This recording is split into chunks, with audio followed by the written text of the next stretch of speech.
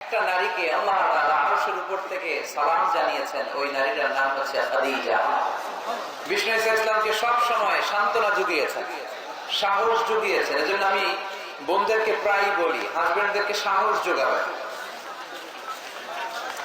স্বয়ং আল্লাহ তাআলা সাইয়েদনা জিবরাইল মারফত জানিয়ে দিলেন, ও নবী, বাশশিরু খাদিজাতা বাইতান ফিল জান্নাহ, আপনি আপনার স্ত্রী খাদিজাকে এমন একটা জান্নাতের ঘরের সুসংবাদ দেন যেটা মণি, মুক্তা, ডায়মন্ড, সাফায়ার স্টোন দিয়ে তৈরি, যে জান্নাতের ভেতরে কোনো আওয়াজ নাই, নয়েজ নাই, চিৎকার নাই, হই হুল্লোড় নাই। সুবহানাল্লাহ পড়ে।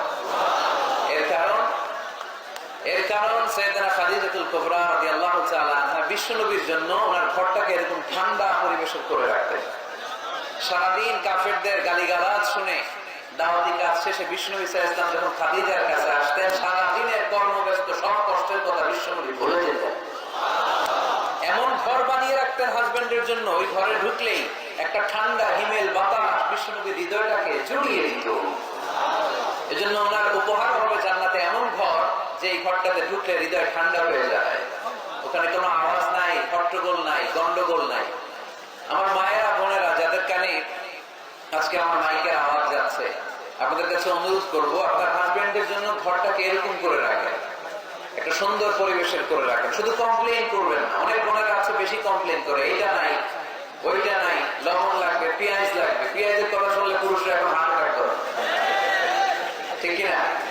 ফরিদপুরে কি দাম কমছে? কত কত কেজি? কত?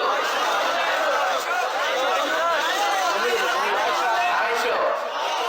তারপরে কমতেছে আলহামদুলিল্লাহ। গভর্নমেন্ট ট্রাই করতেছে এই বাটপার গুলোকে ধরার জন্য, চিল্লায় বলেন ঠিক কিনা? যারা এই পণ্যের মজুদদারি করে, বিষ্ণু বললেন, যেদিন মজুদদারি করবে তার থেকে তার 40 দিনের নামাজগুলো বরবাদ করে দিবে কে? ওর কোন ইবাদত আল্লাহর দরবারে কবুল হবে? পণ্যের এই সংকট তৈরি করা, এটা কবিরা গুনাহ, এটা মিনাল কাবায়ের। এজন্য খবরদার, বোনদেরকে বলি, হাজবেন্ডের জন্য ঘরটাকে সুন্দর করে রাখেন। তো ইসলাম বলে, কারো ঘরে যখন কোন নারী বধূ হয়ে যায়, সে তার হাজবেন্ডকে সার্টিফাই করবে। এরপর যখন সন্তান সম্ভবা, ইসলাম বলে ডেলিভারি করতে যে অনেক নারী পৃথিবী থেকে বিদায় নেয় না, মরে যায়, ইন্তেকাল করে। ইসলাম বলে বাচ্চা প্রসব করতে যে যেই নারী দুনিয়া থেকে বিদায় নিল, ইন্তেকাল করলো, আল্লাহ তাআলা ওই সমস্ত নারীদেরকে কিয়ামতের দিন শহীদদের কাতারে একসাথে দাঁড় করিয়ে দিবে।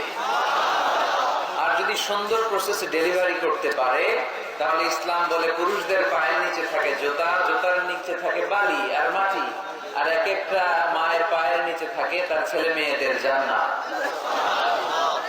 এজন্য মা মা মা, তারপরে বাবা। আমরা যেন বেশি বেশি মা বাবার খেদমত করতে পারি, আল্লাহ তুমি তৌফিক দান করো।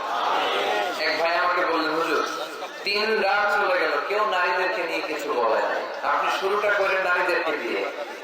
এই জন্য নারীদেরকে দিয়ে আমি শুরু করলাম।